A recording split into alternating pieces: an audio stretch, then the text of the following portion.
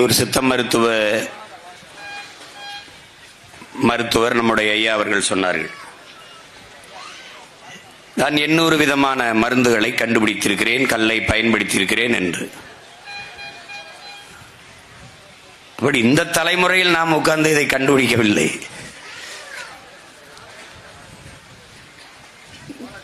பண்டை காலம் தொட்டு தமிழனுடைய வாழ்வியலோடு அவன் மரபோடு இணைந்திருக்கிற ஒன்று பனை, கல், பதநீர் போன்றதெல்லாம். அறிவார்ந்த என் தம்பி தங்கைகள் சிந்திக்கணும், இப்படிதான் பார்க்கணும். இந்த பனையை பார்க்கும்போது நம்முடைய அப்பா நல்லசாமி அவர்கள் விளக்கி பேசினார்கள். பனையே ஒரு கற்பகத்தரு என்றுதான் சொல்லுது. 840க்கு மேற்பட்ட பொருள்களை தன் உடலில் இருந்து இந்த மானுட சமூகத்தின் பயன்பாட்டிற்கு தருகிற ஒரு உயிரினம் உலகில் உண்டென்றால் அது பனைதான். அதனால்தான் நாம் மற்ற உயிர் செடி மரங்களுக்கெல்லாம் பக்க வேர்கள் ஓடும், பனைக்கு பக்க வேர் கிடையாது. நீங்க அது வேர் கிடையாது, பனைக்கு வேர் கிடையாது, டியூப், குழாய் தான்.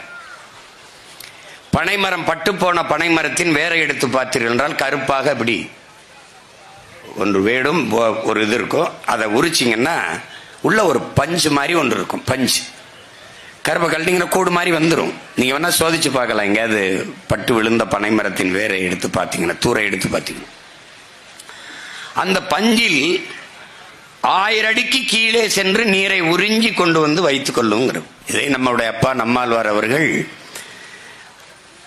ஒரு கிணற்றை சுற்றி 10 பனைமரங்கள் இருந்தால் கடைசி வரை நீரை வற்ற விடாது என்று சொல்கிறார். இடித்து கொண்டாந்து வச்சுக்கிறோம். இப்ப நீரை வளப்படுத்தக்கூடிய ஒரு மரமாக பனை இருக்குது. நீரின் வளத்தை நாசப்படுத்தக்கூடிய ஒன்றாக சீமக்கருவேல இருக்கு. ரெண்டும் ஒன்றா நிக்குது பாரு.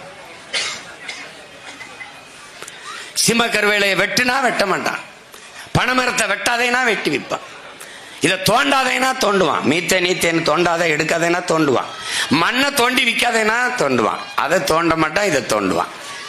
என்ன செய்தோ எதை சொல்றோமோ, புடுங்குற ஆணி எல்லாமே தேவையில்லாத ஆணி மாதிரி நம்ம எதை சொல்றோமோ செய்யறது இல்லை. பேருந்து கட்டணம் இலவசம், கல்வி 10 லட்சம். பஸ்ல கட்டணம் இல்லாம போவாரு, படிக்க 10 லட்சம் கட்டி படிப்பார். நாம என்ன சொல்றோம், கல்வி இலவசமா தந்துரு, கட்டணத்தை நாங்க எடுத்துக்கிறோம். எதையாவது ஒன்றை நல்லா யோசிச்சுப்பாரு. அம்மாவுக்கு 1000 உரிமை தொகை, அது எந்த உரிமை? கலைஞரின் உரிமை. எங்க அம்மாவுக்கு காசு கொடுக்கறல அவருக்கு என்ன உரிமை? அவருக்கு ஏது அந்த காசு? சொல்ற அந்த அயோக்கிய பயல்களை பாரு. கலைஞர் காப்பீடு, ஜெயலலிதா அம்மையார் அம்மா காப்பீடு, என்ன காப்பீடு? காசு எதிரா உங்களுக்கு இதெல்லாம்? அம்மாவுக்கு 1000, தங்கச்சி படிக்க போது புதுமை பெண் 1000, தம்பி படிக்க போது தமிழ் மகன் 1000.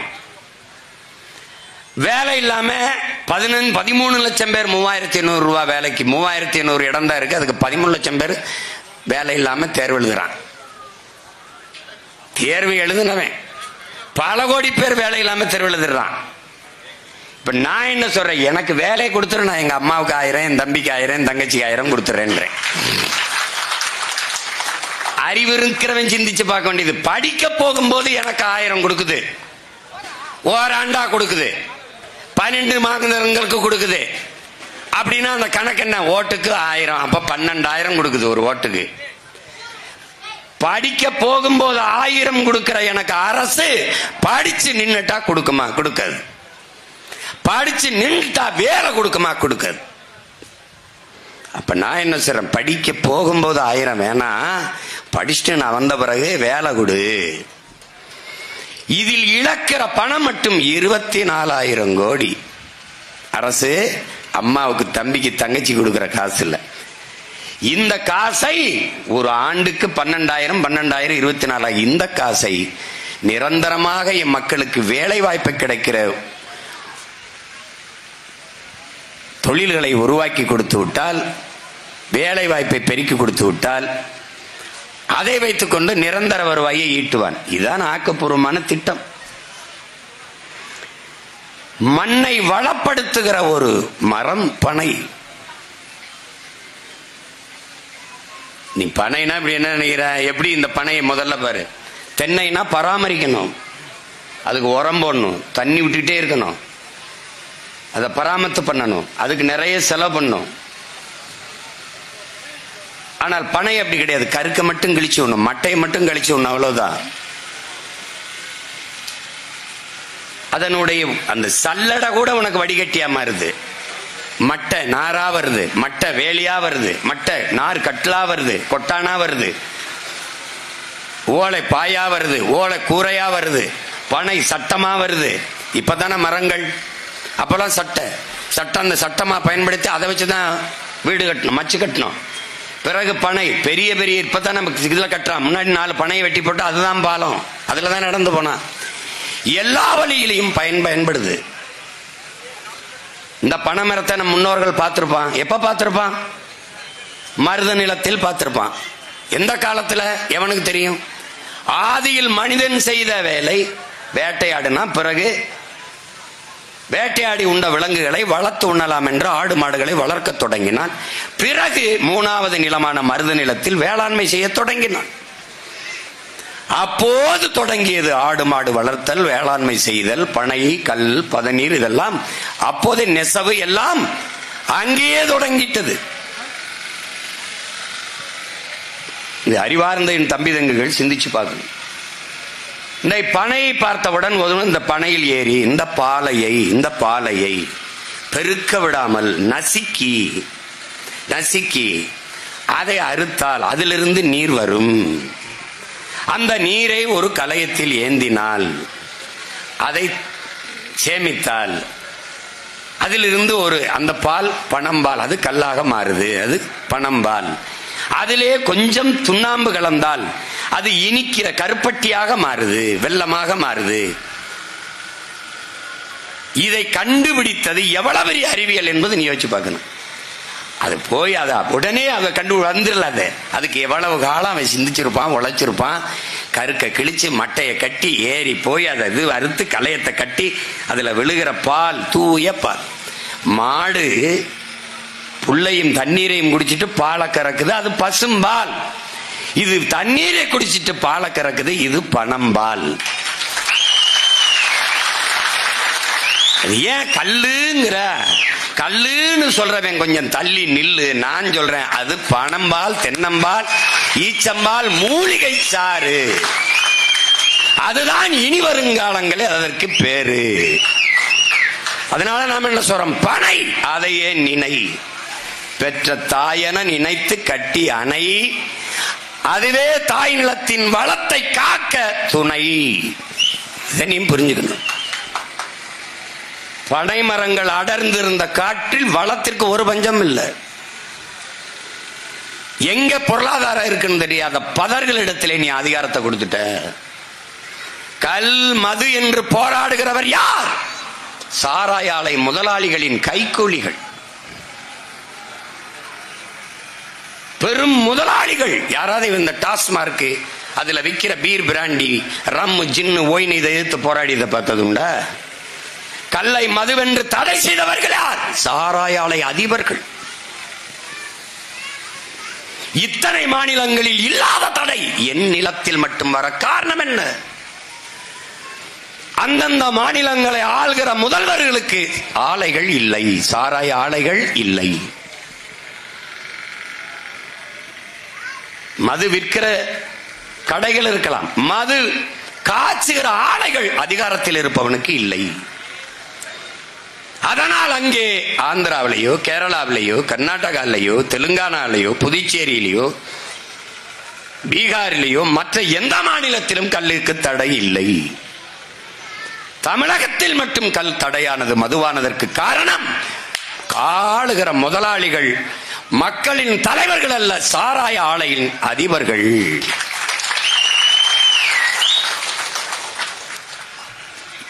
இதை அனுமதித்து விட்டால் 1 லிட்டர் 2 லிட்டர் குடிச்சிட்டு போயிடுவான். டாஸ்மார்க் வியாபாரம் படுத்துக்கிறோம், வீழ்ந்து விடும். அதனால என்ன நட்டம்? ஆலையில் இருந்து சரக்கு எடுக்கிற அளவு குறைஞ்சிரும். அதனால என்ன இழப்பு? நமக்கு வரக்கூடிய பல ஆயிரம் கோடிகள் குறைஞ்சிரும்.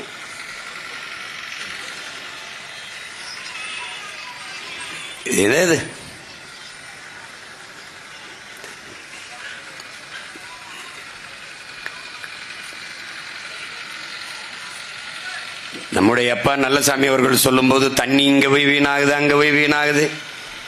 ஒரு துணையையும் கட்டாத ஒரு தலைவன் வந்தான், பல அணைகளை கட்டி நீரை தேக்கி வச்சு போனான்.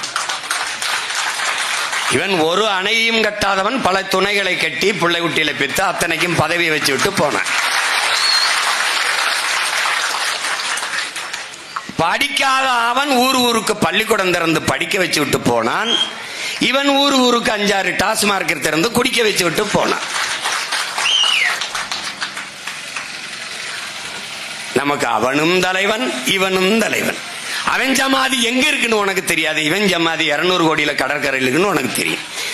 இந்த சமாதி கட்டியவர்களுக்கெல்லாம் சமாதி கட்டாது நமக்கு விடிவு இல்லை, நமக்கே விடிவு.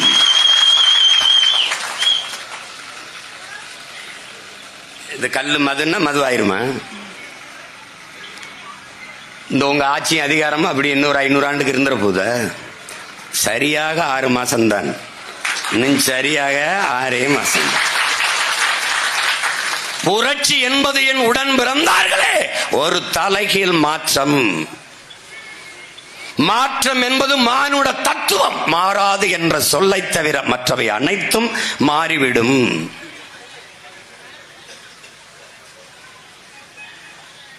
உலகெங்கிலும் வரலாற்றின் சக்கரங்கள் சுழன்று கொண்டே இருக்கிறது. மேலே இருப்பது கீழே வரும், கீழே இருப்பது மேலே செல்லும். அதிகாரத்தில் இருப்பவன் ஒரு நாள் வீதிக்கு வருவான், வீதியில் நின்று போராடி கொண்டு இருப்பவன் ஒரு நாள் அந்த அதிகாரத்திற்கு வருவான். இதற்கு பெயர் என்ன என் அன்பு உடன் பிறந்தார்களே? புரட்சி. புரட்சி, தலைகீழ் மாற்றம். அந்த மாற்றத்திற்கான விழிப்புணர்வு தமிழர் நிலத்தில் வருகிறது, எழுச்சியுற்று வருகிறது. உலகெங்கிலும் 13 கோடி தமிழ் தேசிய மக்கள், உலகின் மூத்த குடி, ஆதிக்குடி தமிழ்குடி, கலை, இலக்கியம், பண்பாடு, வேளாண்மை, நாகரிகம் எல்லாவற்றிலும் சிறந்து விளங்கிய ஒரு மூத்த இனம் தமிழீழ மண்ணில் தான் தமிழ் தேசிய மக்களின் ஆன்மா விழிப்புற்றது என்கிறார் என் உயிர் தலைவன் மேதகுவே பிரபாகரன் அவர்கள். என் ஆன்மா, நாம் அடிமைப்பட்டு கிடக்கிறோம், அதிலும் அடிமைப்பட்டு கிடக்கிறோம் என்பதை அறியாது கிடக்கிறோம். நாம் அடிமை என்பதை உணர்ந்து தெளிந்து அன்னை தமிழ் சமூகத்தின் அடிமை விலங்கை உடைத்து எறிந்து மற்ற மொழிவழி தேசிய இனங்களைப் போல உரிமை பெற்று பெருமையோடு உயர்ந்து சிறந்து வாழ தமிழ் தேசிய மக்களுக்கென்று ஒரு தேசம் தேவை என்ற ஆன்ம விழிப்புணர்வு, விடுதலை தாகம், சுதந்திர பெரும்பற்று தமிழீழ மண்ணில் தான் தோன்றியது. அவன் மட்டும்தான், அவன் முன்னவர்கள் பூலி தேவன் தீரன் சின்னமலை மானமரத்தி வேட்டு நாச்சியார் மானமரவர்கள் மருது பாண்டியர் அழகுமுத்துக்கோன் அவன் பாட்டன் சுந்தரலிங்கன் வெள்ளையத்தேவன் பெரும்பிடுகு பண்டார வன்னியன் இப்படி தங்கள் மூதாதைகள் முன்வைத்த முழக்கத்தை மூச்சு காற்றாக மாற்றினான். என்னது? அடிமை வாழ்வினும் உரிமை சாவு மேலானது, சரணடைந்து வாழ்வதிலும் சண்டையிட்டு சாவது மேலானது. என் உயிரினும் மேலானது என் உரிமை. உயிரை இழக்கலாம், உரிமையை இழக்க கூடாது. அந்த விழிப்புணர்வுதான் விடுதலையின் முதல் படி என்கிறான் நம்முடைய தலைவன் மேதகுவே பிரபாகரன் அவர்கள். அந்த விழிப்புணர்வு அன்பு உடன் பிறந்தார்களே, அருமை பெற்றோர்களே, தமிழக தாயகத்திலே, தமிழர் நிலத்திலே இன்று தமிழ் இளம் தலைமுறையிடத்திலே ஆன்மா விழிப்புற்று எழுகிறது. அடிமை நிலையில் இருந்து விடுதலை, இழந்த உரிமையை மீட்கிற போராட்டங்கள் என்று பல தளங்களில் கிளர்ந்து எழுகிறார்கள். தமிழ் தேசிய மக்களின் ஆன்மா விடுதலை உணர்ச்சி இந்த நிலத்திலே முன் எப்போதையும் விட இப்போது விழிப்புற்று எழுகிறது. அதுதான் தமிழ் தேசிய பிள்ளைகளின் இந்த வளர்ச்சி எழுச்சி. அதுவே நாம் தமிழர் என்கிற தேசிய இனத்தின் ஒன்றுபட்ட புரட்சி.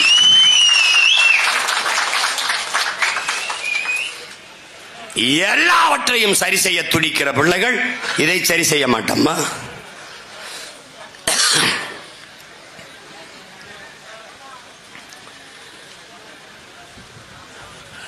சீமான்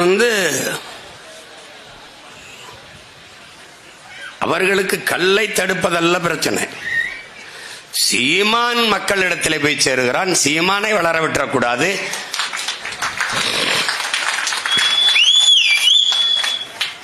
மாட்டோட பேசிக் கொண்டிருக்கிறான். அதுக்கு அறிவு இருக்கு, அதோட பேசிட்டு இருக்கிறேன். மாதிரி அறிவு கட்ட பதறுகளோட பேசி என்ன பண்ண? பைத்தியக்கார பதறுகளா உங்க பகுத்தறிவிலேயே என்ன சொல்றது? எச்சைக்காரி துப்ப. ஆடும் மாடும் இல்லாத, அதனுடைய கழிவும் சீரும் நீரும் இல்லாது எப்படா மண் வளப்படும்? வளமான மண் எப்படா உருவாகும்? இலை தழை கழிவுகள், ஆடு மாடுகளின் கழிவுகள் இல்லாத எவ்வளா பூமி வளமான மண்ணா மாறும்? பல கோடிக்கணக்கான நுண்ணுயிர்கள் எப்படி உருவாகும்?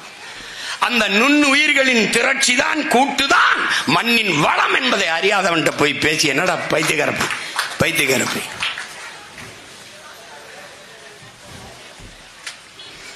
பெற்ற தாயே பிள்ளைகளை எங்கேயாவது தூக்கி போட்டு போயிடாடா. அந்த பிள்ளையை என் பிள்ளைன்னு பால் ஊத்துற தாய் என்னுடைய பசுடா. பைத்தியக்காரப்பல. டே பைத்தியக்கார பையல, டே முட்டா பயலுக்கு பிறந்த முட்டா பயல, டே நீ பிறந்தவன தான்டா உங்க ஆத்தா உனக்கு பால் ஊட்டுறா. பிறக்கும் போது, நீ இறக்கும் போது, சாகும் போது நாயே உனக்கு சங்குல பால் ஊத்துறான்ல, அது பசு பால் தான்டா. நாயே உனக்கு உயிர் பால் ஊட்டியவள் உன் தாய், உனக்கு இறுதி பால் ஊட்டி பயணம் அனுப்புவல் பசுடா. பைத்தியக்கார நாயே. அவள் என் தாயடா. நான் போராடுறது எதுக்கு? அவன் மேயடா. மேய விடுறா பைத்தியக்கார பையல. நீ இப்படியே பேசிக்கிட்டே இரு, நான் உட்கார்ந்துருவேன். அப்புறம் நீ என்ன பண்ணுவ? முன்னாடி உட்காந்து கை தட்டிட்டு இருப்ப. நாய முன்னாடி உட்காந்து கை தட்டிட்டு இருப்ப. பைத்தியக்கார இவங்க பகுத்தறிவிலேயே தீய வச்சு கொளுத்த கருமம். கல்லு இறக்கிட்டாங்க. கல்லு இது அப்படியா? அதுல கம்யூனிஸ்ட் ஐயா கூட சொன்னாங்க. நம்ம பெரிதும் மதிக்கிறோம் ஐயா சண்முகம் அவர்கள்லாம். ஏதோ அவங்களுக்கு நம்மளை கண்ட ஒரு சங்கடமா இருக்கு. கல்லை உணவுங்கிறார்கள், அவர் பிள்ளைக்கு கொடுப்பாரா அப்படின்னு. பிரியாணி எனக்கு பிடிக்குது, நல்ல உணவுன்னு தான் சாப்பிட்றேன். அதுக்காக என் பிள்ளை சின்ன பையன் 2 வயசு பையலுக்கு பிரியாணி ஊட்டிட முடியுமா? அந்தந்த வயதுல எது மருந்து? கல்லு உணவு, அது மருந்துன்னு சொல்லுது. இந்த பாரு, தள்ளுப்பா இந்த பாரா பதார்த்த குண சிந்தாமணி என்கிற பழைய மருத்துவ நூல். அதுல தேரையர் எனும் சித்தரால் இயற்றப்பட்டது. இதில் உண்ணும் பொருட்கள் பற்றிய மருத்துவ குணங்கள் முழுமையாக விவரிக்கிறது. அவற்றில் பனையின் கல்லில் மருத்துவ பயன்கள், 7 தாதுக்களான சுரபிகள், குருதி, தசை, கொழும்பு, எலும்பு, கொழுப்பு, எலும்பு மச்சை, சுக்கிலம் ஆகியவற்றை பனையின் கல் உறுதியடை செய்கிறது. இது மாதிரி பிராண்டி குடித்தால் இது குணமாகும், விஸ்கி குடித்தால் இது நலமாகும், ரம் குடித்தால் இது கும்முனாகும், ஜின்னு குடித்தால் இது கிண்ணுனாகும். எப்படியாவது சொல்லட பைத்தியக்காரன் நாயே. நம்மளை எதிர்த்து போரி விடுவோம். அது டாஸ்மாக் கடையில் போய் கதவை முட்டிடுச்சா, அதாவது பண்ணு ஒன்று செய்யி. மதுவை ஒழிக்கிறோம்ங்கிற போராட்டம் குடிச்சு ஒழிச்சிருது. ஏழ்மையை ஒழிங்கன்னு சொன்னா அதான் ஒழிக்கிறோமே. எப்படி? எல்லா இலையும் கொண்டுட்டா ஏழ்மை ஒழிஞ்சிரும்.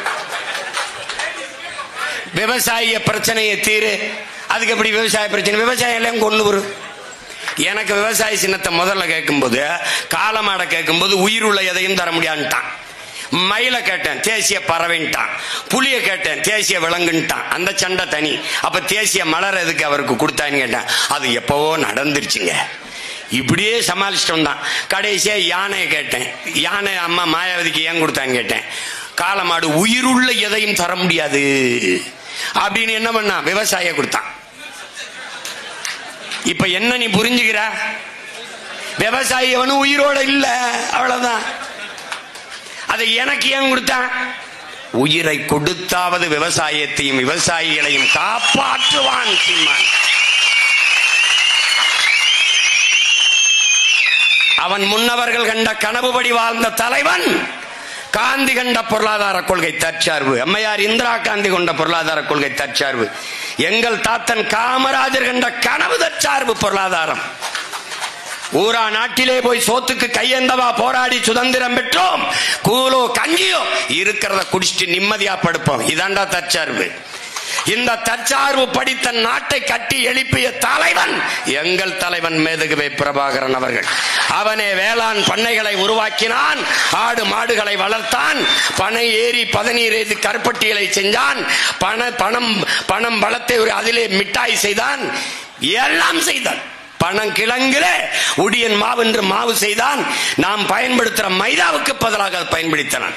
வெள்ளைக்காரர்கள் பிரபாகரா ஒண்ணுமே இல்லையே, ஒரு சின்ன நிலத்திலே ஒரு வளமும் இல்லாத நிலத்தை தனி நாடாக அடைந்து நீ என்ன செய்வாய் என்று கேட்டதற்கு என் தலைவன் சொன்னது, எனக்கு என்னுடைய பனையும் என்னுடைய இறாலும் போதும், எனக்கு நான் உலகத்தின் தலை சிறந்த நாடாக கொண்டு வருவேன் என்று. தற்சார்புனா என்னன்னு தெரியல பைத்தியக்காரப்பில். ஒரு கிலோ கருப்பட்டி தட்டி பாடுறா, தட்டி பாடுறா. அமெரிக்காவில் ஒரு கிலோ கருப்பட்டி 1000 ரூபாடா கேள்விப்பேன். அதை விட்டு எல்லா டாக்டரும் சொல்றான், கருப்பட்டியில சர்க்கரை அளவு குறைவா இருக்கு, கருப்பட்டியை பயன்படுத்துங்கள். கருப்பட்டியை இவனுக்கு கருப்பா இருக்குல்ல அது, அதனால இனிமே நம்ம ஆளுகெல்லாம் கருப்பட்டியை செஞ்சு கொஞ்சம் வெள்ளை அடிச்சு அப்படி வீங்க. நீ பாராடே, நான் வந்த பிறகு குறிஞ்சி அங்காடி, மருதம் அங்காடி, நெய்தல் அங்காடி, முல்லை அங்காடின்னு வச்சு அரசு பணியாக்கி நான் இந்த நாட்டை தலை சிறந்த நாடா மாத்தல. நீ பாட்டேரு அதுல கருப்பட்டி விற்பேன். கருப்பட்டி ரோட்ல போகும்போது வெக்கம் இல்லாம கருப்பட்டி காட்சி கிடைக்கும் எழுதி வைக்கிறான். அங்க போய் வண்டி நிக்குது, மயத்துக்கு நிக்குது, அங்க போய் கருப்பட்டி காப்பிய.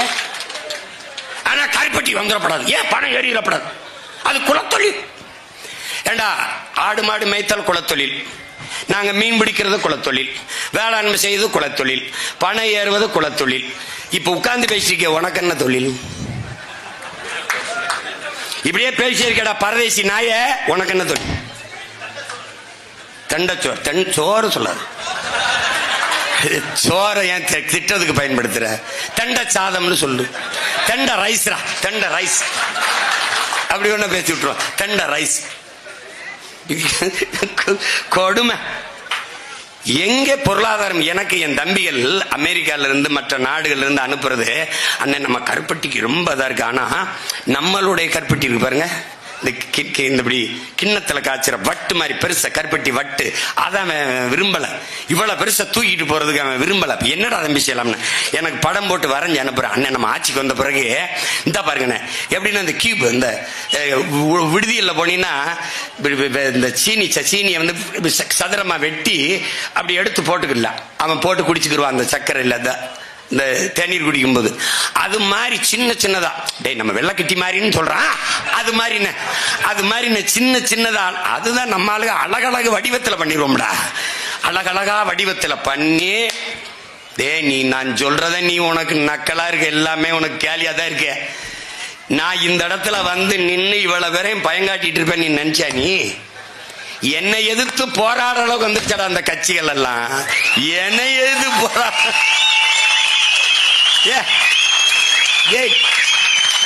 கல்லூரியா பேசிக்கிட்டு இருந்தேன். அங்க மாணவர்கள்லாம் எழுச்சி விடுறான், அவன்கிட்ட கேள்வி கேட்கிறான், அறிவுபூர்வமா கேள்வி கேட்கிறான், இவனும் பதில் சொல்றான். இவன் ஒரு மாதிரி தயாராகிறான்னா எந்த கல்லூரியிலும் சீமான கூப்பிடாதேன்னு போட்டான்.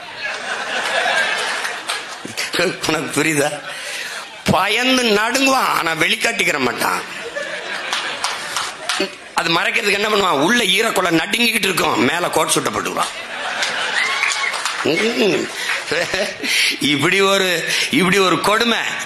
4.5 லட்சம் ஓட்டு 1.1, அப்புறம் 17.5 லட்சம், அப்புறம் 30 லட்சம், அப்ப 36,50,000. இது 66 லட்சம் ஆகும். 1,26,00,000 ஆகும். இந்த அரசியல் நாங்கள் முன்வைக்கிற அரசியல் காலத்தின் அரசியல், நிலத்தின் அரசியல், என் மக்களின் தேவையான அரசியல்.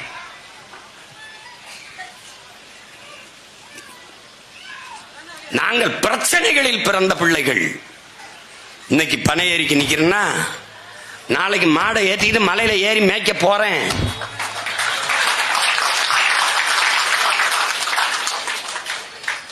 என்ன பண்ணுவ? சிறையில் போடுவ. I am very happy. வெளியில விடுவ. Always I am very happy. ஏண்டா கொலை செஞ்சுட்டு கொள்ளை அடிச்சுட்டு ஊராஞ்சொத்தை திருடி உலையில போட்ட அயோக்கிய நாய்களே வெளியில கையை காட்டி டாட்டா காட்டி சிரிச்சுக்கிட்டு தெரியுது. இதையெல்லாம் தடுக்க போராடுகிற பிள்ளைகள். நாங்க எதுக்குடா வெக்க பண்ணோம், அசிங்க பண்ணும்? எதுக்கு பண்ணும்? எதுக்கு பண்ணும்? கள்ளச்சாராயம் காய்ச்சி வித்தவன் 62 பேரை கொன்னவன் திருப்பி பிணைகள் வந்து மறுபடியும் சாராயம் காய்ச்சா நாடு அனுமதிக்குது. யாரு? நம்ம நாடுதான். தெனங்கொலை. எத்தனை கேள்விகளை அறிவார்ந்த பெருமக்கள். பல நூறு டிஎம்சி தண்ணீர் ஓடி வருது, ஓடி போய் கடல்ல சேருது. எங்க நீர் தேக்கங்கள், எங்க நீர் சேமிப்பு, அதுக்கான திட்டம் எங்க? வேளாண் குடிமக்களினுடைய வாழ்க்கையை பற்றி, அவர்களுடைய வாழ்வாதார பத்தி எதை பத்தி கவலைப்பட்டிருக்க நீ? கவலைப்பட்டிருந்தா அவன் விளைவிக்கிற பொருளை வாங்கி சேமிப்பு கிடங்கு கட்டியிருப்பில்ல. தெருவில் போட்டு தார்பாய போட்டு மூடுவியா? குடிக்கிற டாஸ்மார்க்கு சரக்குக்கு உயர்ந்த சேமிப்பு கிடங்கு கட்டி குளிரூட்டி போட்டு சிசிடிவி கண்காணிப்பு கேமரா வச்சு கண்காணிச்சு வாசல்ல காவலர்களை வைத்து பாதுகாக்கிற அரசு.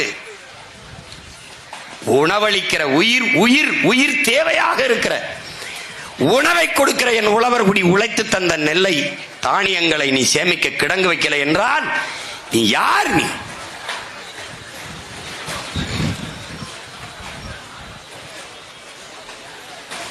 அவர்கள் பேசிக்கொண்டே இருப்பார்கள். கோயம்புத்தூர் பக்கத்தில் இருந்தாலும் அண்ணே நீங்க இந்த பனையை ஏறி விட்ட மாதிரி இங்க வந்து ஒரு தடவை தென்னை மரத்தையும் ஏறி விட்டுருங்கண்ணே, ஒரே நெருக்கடியா இருக்கு. இரு கோவைக்கு வரும்போது சொல்றேன். அங்கேயும் ஏறி விட்டுருவோம். அங்க ஒரு மாநாடை போட்டு ஐயா தலைமையில நம்ம அப்பா நல்லசாமி தலைமையில போய்விட்டு தென்னை ஏறி விடுவோம்டா. ஏறி விடுவோம். நான் கேட்டேன் பாண்டி பனை கொஞ்ச நாள் தான் இருக்கும், தென்னை தொடர்ச்சியா இருக்கும், அவ்வளவு பத்தாதே, நம்ம இந்த கொள்ளு வர்றதுக்கு என்ன பண்ணலாம்னு. அண்ணன் ஈச்சையை சீக்கிரம் வளர்ந்துரும்னே, ஈச்சையை வளர்த்த சார்ந்து ஈச்சங்கள்லையும் கொண்டு வந்துடலாம்னே. அப்புறம் தென்னை 3 வருஷத்துல வந்துருதுனே, அடிச்சிருவான். நாடங்களும் தென்னையா போட்டு தள்ளிய தாய்லாந்துல தென்னையில இருந்து 17 இறக்குறான். இது நான் சும்மா திறன் நினைக்கிறியா? இந்த பாட்டி ஆட்சி நடந்து போட்டு காட்டுவேன் பாரு எப்படின்னு. உனக்கு தான் நம்பது, நீ கதை கேட்டே வளர்ந்தவன்ல, நான் காட்டுவேன். ஏன்னா எது ஒன்னையும் திரைப்படத்தில் சினிமாவில் சொல்ல சொல்றேன். சினிமாவில் அப்படி பயந்துக்கிறேன். அதனால நான் இப்ப படம் போட்டு காட்டுறதுன்னு முடிவு பண்ணிட்டேன். இந்த பார் நான் சொல்றதை நம்பல. இந்த பார் நின்னுகிட்டே தென்னை மரத்துல 17 இறக்குறான் பாரு. இந்த பார் கல்ல காய்ச்சற கருப்பட்டி கூட 200 கூட விக்குது பாரு. ஏன்னா இந்த சுண்ணாம்பு தேய்க்கும் போது கலப்படம்னு நினைக்கிறான் பாரு. அவ்வளவு இயற்கை உணவுக்கு திரும்புது உலகம். ஆனா ஈடு கொடுக்க முடியல, உற்பத்தியை பெருக்க முடியல. அப்ப என்ன செய்யறான்? 1 கிலோ தக்காளி கத்தரிக்காய்னாப்பா, 1 கிலோ கத்தரிக்காய்னா ஒரு 15 காய் இருக்கணும்பா. குறைஞ்சது ஒரு 15-20 காய் இல்ல 10 காயாவது இருக்கணும்பா. அது 1 கிலோவை 10 காயை விளைவிக்கிறது கஷ்டம்ட்டு ஒரே காயை 1 கிலோ ஆக்குறான்பா. அப்படி அதான்டா மரபணு மாற்று. அந்த விதையை எடுத்துப்பா, அதுல மரபணுவை மாத்தி முங்குன்னு வந்துடுதுப்பா. இப்ப தக்காளிப்பா 2 நாள்ல கெட்டுரும். கீழே போட்டினா டக்குன்னு தெரிச்சிடும். இப்ப தீல கொட்டினா குதிச்சு உனக்கிட்ட வரும், பிடிச்சு விளையாடலாம். ஏன்னு கேட்டீங்கன்னா தக்காளி எடுத்து அந்த விதையை எடுத்து மரபணுவை மாத்தி தவளை கொழுப்பு, இந்த கொழுப்புகளை உள்ள தள்ளிட்டான். அது ரப்பர் மாதிரி ஆயிடுச்சு, கெடாது. ஆப்பிள் எத்தனை நாளைக்கு இருக்கும்? ஒரு அதிகபட்சம் 2-3 நாள் 4-5 நாள். இப்ப 6 மாசம் ஆனாலும் இருக்கும். ஏன்? அதை எடுத்து மேல வேஸ்ல இந்த மெழுக தடவி அப்படியே வச்சிடறான். நீ எது ஒன்றை நம்பிக்கையோடு சாப்பிட முடியும்? வாழைப்பழத்தை சாப்பிடுவியா இல்ல கொய்யானா எவ்வளவு இருக்கு? இவ்வளவு இருக்கும். கொய்யால இவ்வளவு பெருசு இருக்கு, இவ்வளவு பெருசு இருக்கு கொய்யா. இந்த வித்துக்கிட்டு இருந்தாப்புல வரும்போது நீ வேணா பாரு, வித்துக்கிட்டு இருக்காப்ல கொய்யா. கொய்யா எத்தனை வருஷம் ஆகும்? 6 மாசத்துல நல்லா காய்ச்சிரும்ன்றாப்ல. கொய்யா மரம் இல்ல, செடி. எல்லாமே மரபணு மாற்றப்படுது. ஏன்னா உற்பத்தி பெருக்கத்துக்கு, உற்பத்தி மரபணு மாற்று உற்பத்தி, அந்த விதைகளை அந்த உணவுப் பொருளை சாப்பிடும் போது மனிதனுடைய மரபணு மாறிடுது. மனிதனுடைய மரபணு மாறும்போது எதற்காக என்ன நோய் வருதுன்னு தெரியாம போயிடும். இப்ப இவ்வளவு சிக்கல் இருக்கு.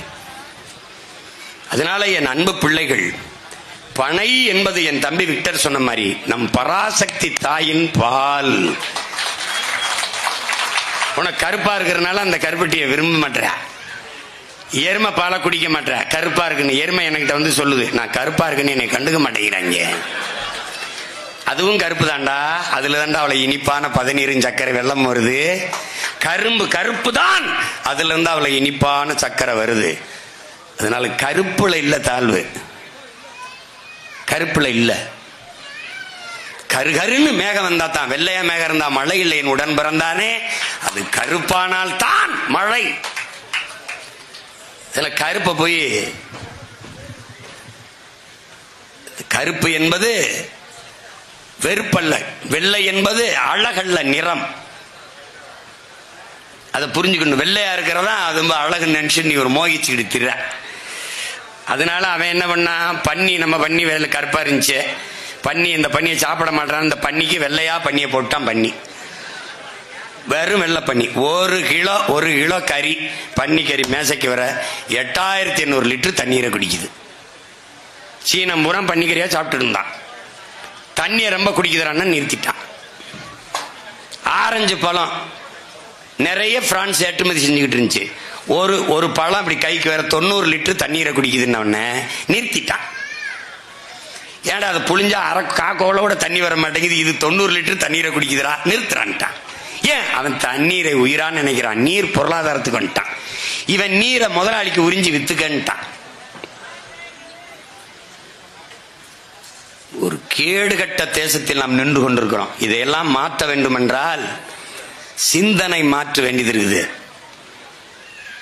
தனி மனித அபிமானங்களை ஏற்று தலைமையேற்று அரசியல் செய்வதை விட்டு உயர்ந்த தத்துவத்தை, நோக்கத்தை தலைமையேற்று அரசியல் செய்கிற நிலைக்கு என்னரும் தமிழ் தம்பி தங்கைகள் மாறணும்.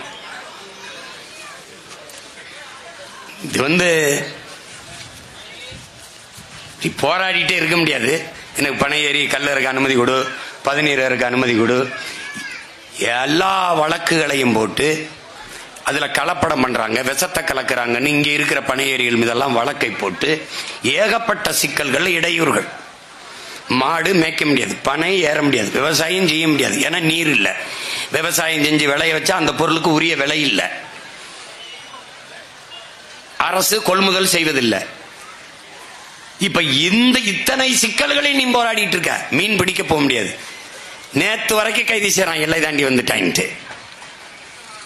அதை தடுக்க உனக்கு தலைமை இல்லை, அதிகாரம் இல்லை. இன்றும் நம்மளுடைய போஸ்ட் மாஸ்டர் கடிதம் எழுதி கொண்டிருக்கிறார். கைது செய்யப்பட்ட மீனவர்களை விடுதலை செய்யுங்கள். ஈடி ரைடு வந்தால் ஓடிவாரேன் மோடி என்று ஓடுகிறார். மீனவனை கைது செஞ்சால் கடிதம் எழுதுகிறார். இதிலிருந்து நீ தெரிஞ்சுக்க, மண்ணை மக்களை தன் உயிருக்கு மேலாக நேசிப்பவன் தான் பனைக்காக நிற்க முடியும், தென்னைக்காக நிற்க முடியும், வேளாண்மைக்கு நிற்க முடியும், மாட்டுக்கு ஆட்டுக்கு நிற்க முடியும், மீனவனுக்காக நிற்க முடியும், மாணவனுக்காகவும் நிற்க முடியும், ஆசிரியர் பெருமக்களுக்கும் நிற்க முடியும், செவிலியருக்கு, போக்குவரத்து தொழிலாளருக்கு, எல்லாருக்குமாக நிற்க முடியும். ஏனென்றால் இது விவசாயிகள் பிரச்சனை அல்ல, மீனவர் பிரச்சனை அல்ல, மாணவர் பிரச்சனை அல்ல, என் நாட்டின் பிரச்சனை, என் இனத்தின் பிரச்சனை என்று எவன் கருதுகிறானோ அவன்தான் இது எல்லாற்றுக்கும் நின்று போராட முடியும்.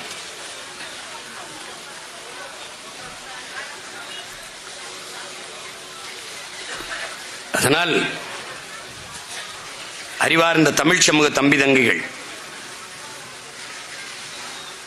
இவ்வளவு தூரம் இந்த மக்களை நேசிக்கிற நாங்கள், அப்பா நல்லுசாமி போன்றவர்கள், இத்தனை ஆண்டுகள் பெரும் பெரும் வேளாண் பெருங்குடி மக்கள், அறிவார்ந்த அறிஞர் பெருமக்கள், இவ்வளவு காலம் போராடுகிறவர்கள், இந்த மண்ணை மக்களை உயிராக நேசித்து நிற்பவர்கள் விஷத்தை தங்கள் பிள்ளைகளை குடிக்க சொல்லி முன்மொழிவார்களா என்பதை அறிவார்ந்த தமிழ் சமூக மக்கள் சிந்தியுங்கள். இயற்கைக்கும் செயற்கைக்கும் இருக்கிற போர். ரம், விஸ்கி, பீர், பிராண்டி, ஜின்னெல்லாம் செயற்கை ரசாயன நச்சுகள்.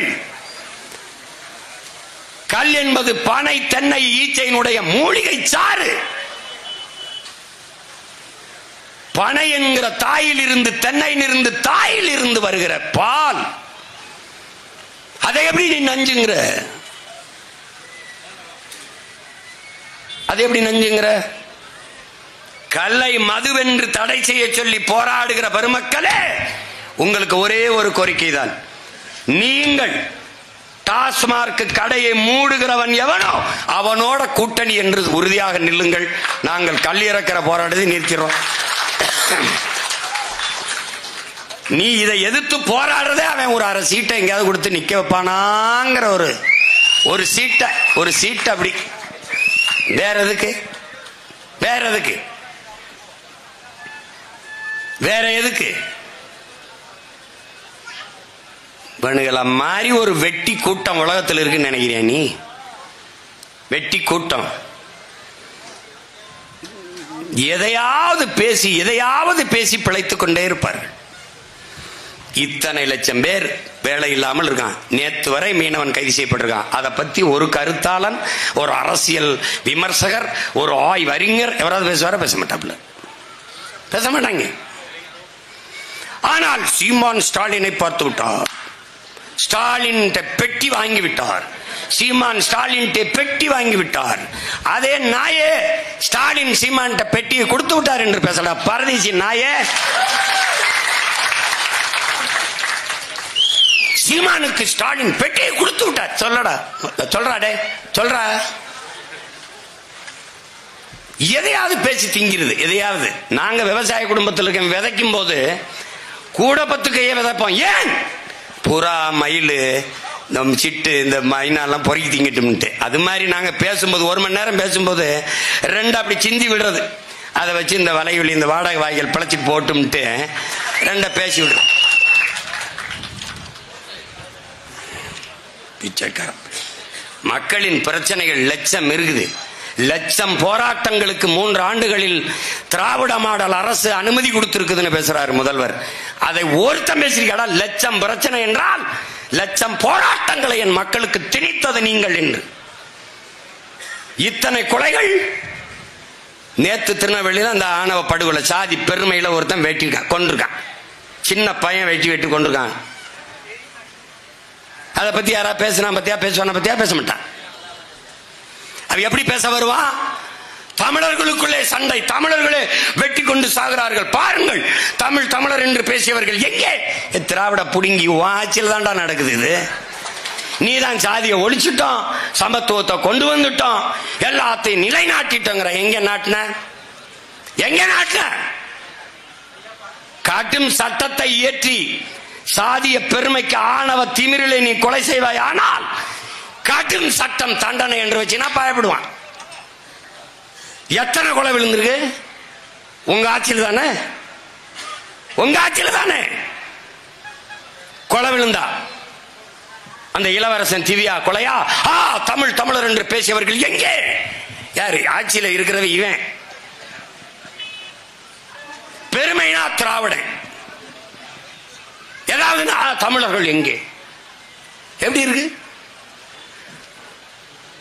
சர்ரா விடுறா. நான் வந்து அரியணையில உட்கார்ந்த பண்ணேன், எங்கேயாவது எவனாவது சாதிக்காக கொலை பண்ணான காட்டுறா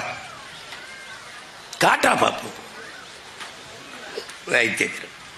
இப்பவும் சொல்றேன், அந்த நாற்காலியில உட்கார்ந்தவனை என் மீனவனை சிங்களனை கைது பண்ணிட சொல்றா பாப்போம். இப்பவும் சொல்றேன்டா, கைது பண்ண சொல்றா பாப்போம். எங்களுக்கு ஒரு கனவு இருக்குடா, நோக்கம் இருக்குடா, அதை நிறைவேற்றும் நினைக்கிறோம், செய்யணும்னு துடிக்கிறோம். உனக்கு என்ன இருக்கு? நாங்க வெட்டிக்கிட்டு செத்தா தாண்டா உனக்கு ஓட்டு.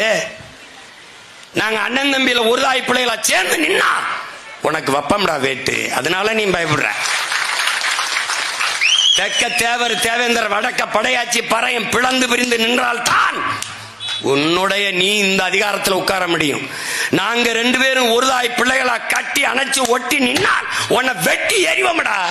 அந்த நாள் விரைவில் நடக்கும். நீ எங்களை பிளந்து பிரிப்பாய், அப்பதான் உனக்கு வலிமை வரும். நாங்கள் சாதி மத உணர்ச்சியை பின்னுக்கு தள்ளி தமிழ் தாயின் பிள்ளைகளாக இணைந்து எழுவோம், அப்பதான் எங்களுக்கு வலிமை வரும். அறிவார்ந்த மக்கள் சிந்திக்கணும்ல, இதெல்லாம் ஒரு உரிமைன்னு இதுக்கு போராடுற நிலைமை வருது பாருங்க. இது நமக்கு அடிப்படை உரிமை. இதை கேட்டு ஒரு உட்கார்ந்து ஒரு பேசி போராடிக்கிட்டு இருக்க வேண்டிய நிலைமைக்கு ஏன் வந்தோம்? என் நிலம், என் அதிகாரம் என்கிட்ட இல்ல.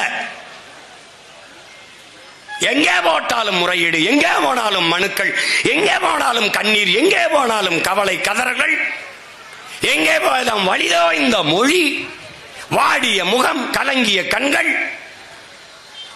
எங்கே போனாலும் நான் தானடா நாடெங்கிலும் மக்களோடு போய் நின்று போயிட்டு இருக்கிறேன். நான் தானடா கவலையோடும் கண்ணீரோடும் கதறி எழுகிற தாய்மார்களுக்கு முன்பு கைகட்டி கேட்கிற மகன் நான் தான்.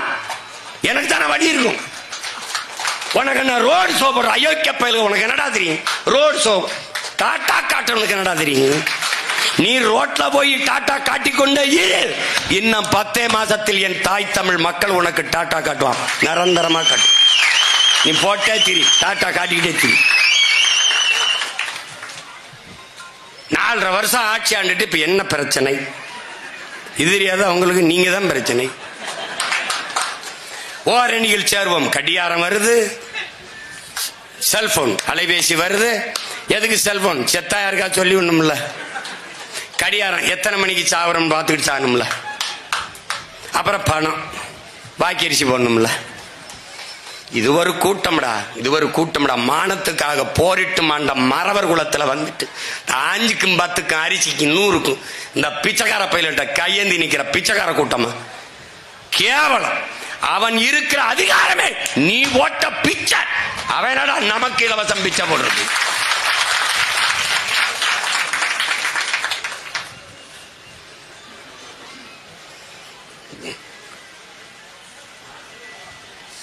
ஒன்றுதான் என் உடன் பிறந்தார்களுக்கு, என் உயிர் சொந்தங்களுக்கு சொல்லுவேன்.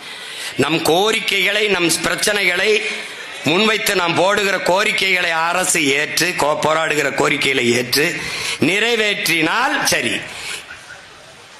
அரசு நம் பிரச்சனைகளை கையில் எடுக்காத போது அதிகாரத்தை அரசை கையில் எடுப்பதை தவிர நமக்கு வேற வழி இல்லை.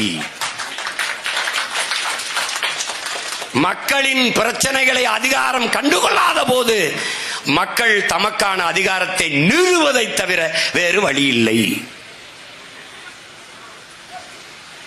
அதை நோக்கித்தான் போகணும். திமுக என் தம்பியில் எடுத்து சொல்றான், சேப்பாக்கம் முழுக்க திமுக ஒவ்வொரு இடத்துலயும் டிஃபன் கரியர் கொடுக்குதுன்னு வாங்கி வச்சுக்கடா. நான் வருவல்ல பின்னாடி. டிஃபன் கரியர் இங்கே, டிஃபன் எங்கே? அது எங்கே? இங்கே விவசாய சின்னத்தில் இவர்கிட்ட தான் இருக்கு டிஃபன்.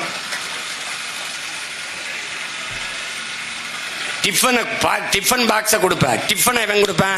எங்க அப்பன் தான் கொடுப்பேன். யாரு? விவசாயி, உழவர் குடிமகன், வேளாண் குடிமகன் தான் கொடுப்பான். வேற எவன் கொடுப்பான்? கருப்பட்டி இனிக்கும், திம்பான், பனையர்னா கசக்கும், கத்துவான்.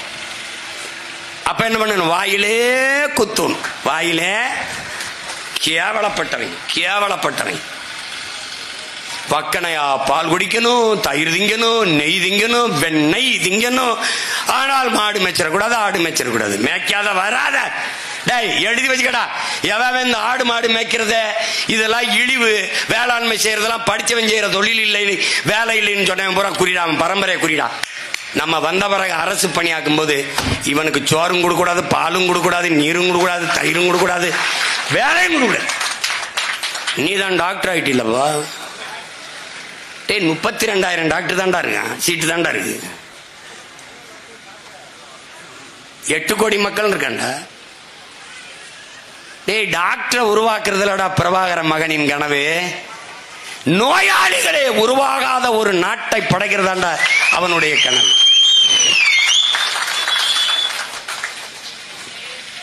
காவல்துறை, நீதிமன்றங்கள், வழக்கறிஞர்கள், தேவைப்படாத குற்றமற்ற குற்றவாளிகள் உருவாகாத ஒரு சமூகத்தை உருவாக்குவதாண்டா சிறந்த ஆட்சியாளனின் பொறுப்பும் கடமையும். பைத்தியக்கார என் தலைவன் பேசுறான்டா. காவல்துறை படையை கட்டி நிறுத்திட்டு நிறுத்திட்டு குற்றவாளிகளை பிடித்து கூண்டில் நிறுத்துவதல்ல உங்கள் வேலை. குற்றவாளிகளே உருவாகாத ஒரு சமூகத்தை உருவாக்குவதுதான் உங்கள் வேலைன்னா. அதான்டா ரூசோ சொல்றான். நீ ஏன்டா குற்றவாளிகளை பிடித்து கூண்டில் நிறுத்தி தூக்கல போடுற? அவனை தூக்கல போடுவதை நிறுத்தா, அவன் குற்றம் செய்வதற்கான காரணத்தை கண்டுபிடித்து அதை தூக்கல நிறுத்துறான்றான். இப்ப இங்க திருடுறானா காரணம் என்னடா? இங்க கொள்ளையடிக்கிறானா காரணம் என்னடா? அதை யோசி. இதான ஆட்சியாளர் உமர் சொல்றாரு, ஒருவன் திருடினான் என்றால் அவன் கையை வெட்டு என்கிற. அதே அவன் பசிக்காக திருடினான் என்றால் ஆட்சியாளனின் கையை வெட்டுறாங்கிற. அப்படின்னா இவனுக்கு எவனுக்காவது கை இருந்திருக்குமாடா? எல்லா பேரும் மொட்டை தண்டை தின்னிருப்பான். கொடுமடா.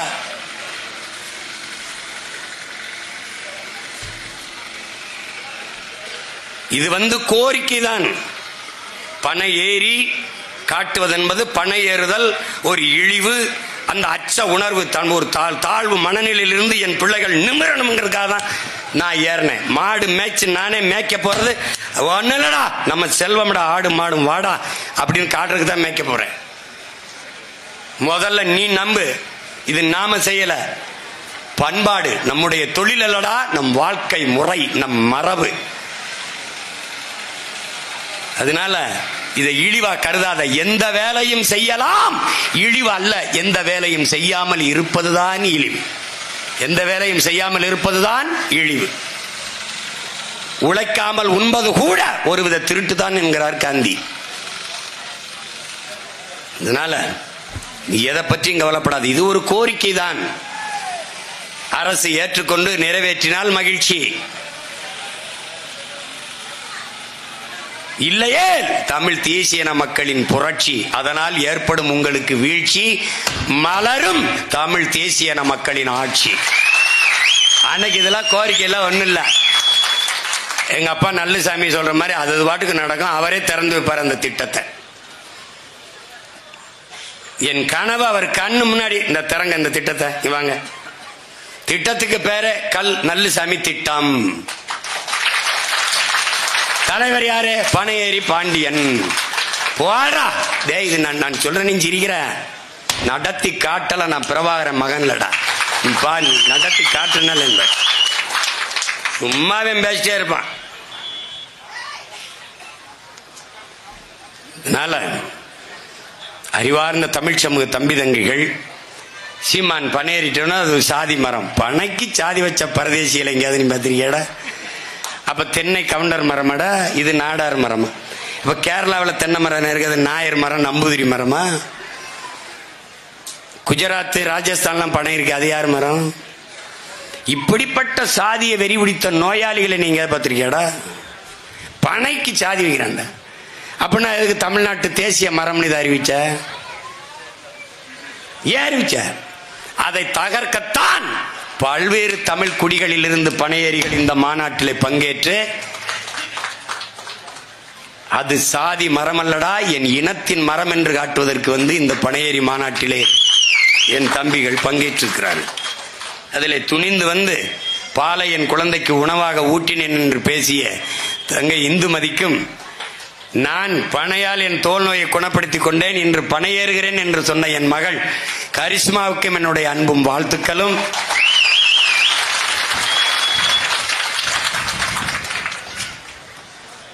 அதனால பனம்பாலை குடித்து வளர்ந்த மகன் என்கிற திமிரோடு சொல்கிறேன், பனை அதை நினை, பெற்ற தாய் போல கட்டி அணை, அதுவே நம் தாய் மண்ணை வளப்படுத்த துணை என்பதை மறந்து விடாமல்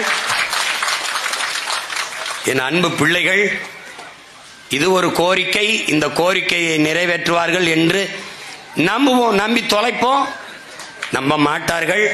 ஏனென்றால் அவர்கள் 40,000 கோடியிலிருந்து 50,000 கோடிக்கு டாஸ்மார்க் வியாபாரத்தை உயர்த்த முயற்சி செய்பவர்கள். அதனால் இந்த கோரிக்கை என்பது என் மக்களுக்கு நியாயமான கோரிக்கைகளை கூட இந்த அரசு அதிகாரங்கள் ஏற்பதில்லை. அதனால் இதையெல்லாம் நிறைவேற்றிக் கொள்ள உங்கள் பிள்ளைகள் எங்களுக்கு அதிகாரத்தை தாருங்கள். மகளே வாடா, அதற்கு உங்கள் பிள்ளைகள் எங்களுக்கு வாக்கை தாருங்கள் என்று கேட்கிறது தான் இந்த கோரிக்கை போராட்டங்கள். 2026 உங்கள் பிள்ளைகள் நாங்கள் தொடர்ந்து தொடர்ந்து தொடர்ந்து மக்களுக்காக அரசியல் களத்திலே நிற்கிறோம். இந்த தேர்தலிலும் நாங்கள் மக்களுக்காக, மக்களோடு, மக்களுக்கான அதிகாரத்தை நிறுவுவதற்கு புரட்சியாளர் சேகுவரா சொல்லுகிறான், மக்களுக்கென்று ஒரு அரசு அமைந்து விட்டால் மக்களுக்கு தேவையானதை இது செய்துவிடும் என்று. அப்படி என் மக்களுக்கான அதிகாரத்தை நிறுவுவதற்கு உங்கள் பிள்ளைகள் இந்த களத்திலே நிற்கிறோம், உங்களை நம்பி நிற்கிறோம்.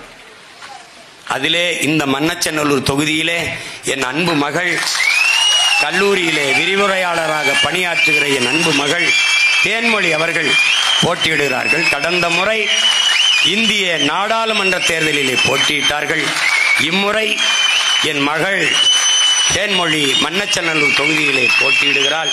உங்களுடைய மதிப்புமிக்க வாக்கை எங்களை நீங்கள் வாக்கு தாருங்கள், தாராது போங்கள். ஆனால் உங்கள் பிள்ளைகளை எங்களை சாதிய மத சாக்கடைக்குள் தள்ளாது இருங்கள்.